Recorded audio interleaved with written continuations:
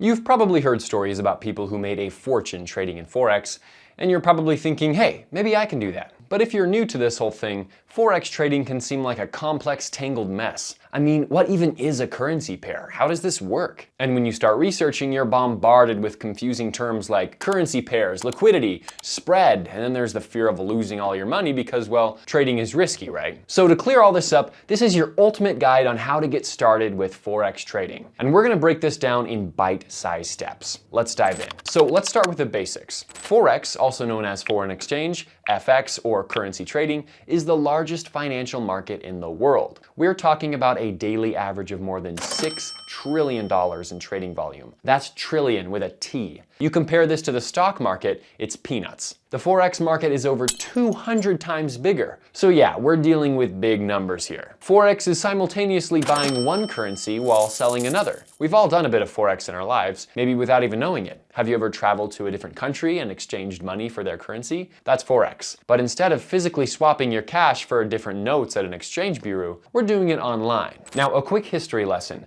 This whole Forex trading thing, it's not exactly new. In fact, it's been around since nations began minting currency.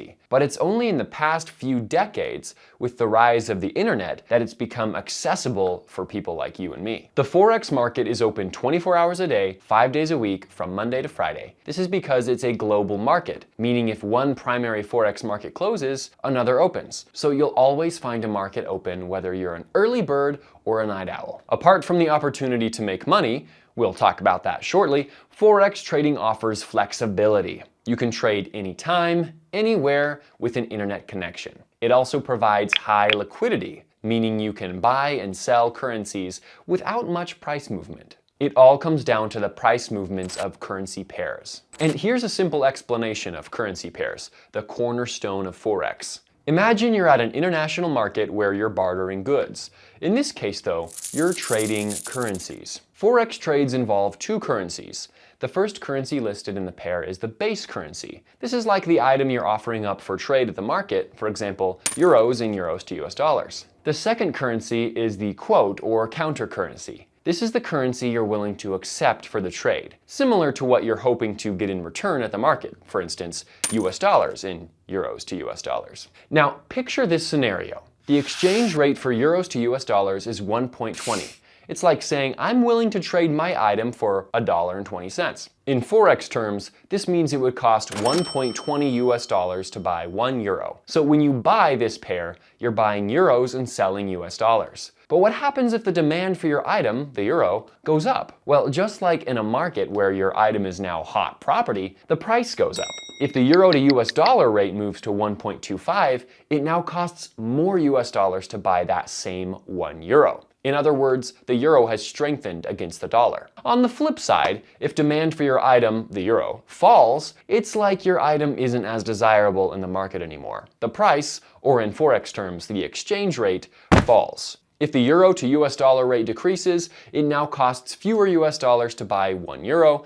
This means the euro has weakened against the dollar. By predicting and understanding these fluctuations in value, just as a trader might anticipate changes in demand at a market, you can buy or sell currency pairs at the right time, potentially making a profit. This is the essence of Forex trading. So now you've got your euros and you've got your dollars, and you're ready to make a trade. But wait, just like at any marketplace, there are different prices for buying and selling. In Forex, we call these the bid price and the ask price. Consider this. You're at a farmer's market. You're holding an apple, your base currency. You want to trade. There are two significant prices to consider, one for selling your apple and one for buying another one. The bid price is like the price at which someone is willing to take the apple off your hands. This is the price at which you can sell the base currency in Forex. The ask or offer price, on the other hand, is the price at which someone is willing to sell you another apple. In Forex, this is the price at which you can buy the base currency. But here's the thing. The price at which someone is willing to buy your apple, bid price, is always a little less than the price at which someone is willing to sell you an apple, ask price. This difference in the world of Forex is known as the spread. The spread is like the stall owner's cut at the farmer's market for facilitating the exchange. In Forex terms, the spread is the cost of your trade, and it's how brokers make a profit. When you understand these fundamental concepts, currency pairs, bid and ask prices, and the spread, you're on your way to becoming a Forex trader. Ready to dive in?